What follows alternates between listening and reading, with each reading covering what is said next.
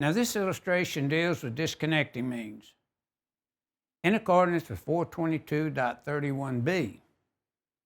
And notice that we have in the illustration pointing toward the overcurrent device for that branch circuit, 422.13, 240.4b as in boy, 240.6a, and 422.11e, all dealing with that overcurrent protection device and how we would size it and so forth.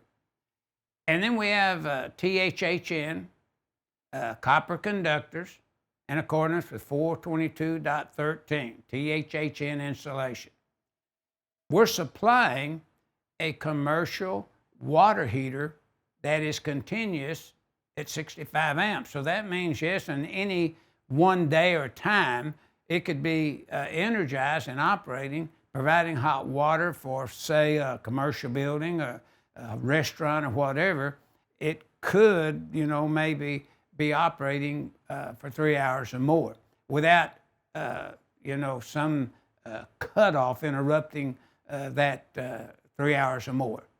So to calculate the load, we'll do that, but the disconnecting means is required to be locked in the open position in accordance with 422.31b. But if the circuit breaker is within 50-foot bird's eye view of it, then that's going to meet the inside of Article 100 that gives that 50-foot or less distance based upon route of travel and bird's eye view.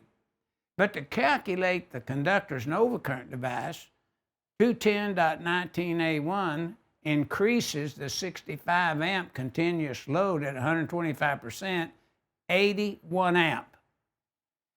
310.16 selects the number 4 conductor to supply 81 amps because the number 4 conductor is worth 85 amps.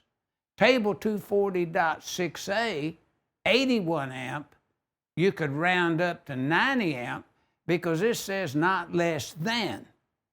So the 125% rule, if it says not less than, you couldn't round down to 80, you'd need to round up to 90 because when the water heater kicks in with its elements to produce maximum hot water, then we need to be able to hold it. It doesn't mean that so a lot of inspectors will look at it and say, no, you can't round that down to 80, you got to round it up to 90. So keep that in mind when you're sizing conductors to a water heater or to a heating unit.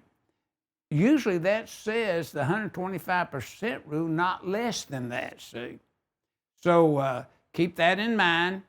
But if the authority having jurisdiction lets you use an 80 amp device and it will hold the unit, allow it to operate, fine. But notice that disconnect needs to be within 50-foot bird's eye view, and you can't cord and plug connect that water heater without the manufacturer allows you to do it by their specifications of 110.3b. You have to hardwire it.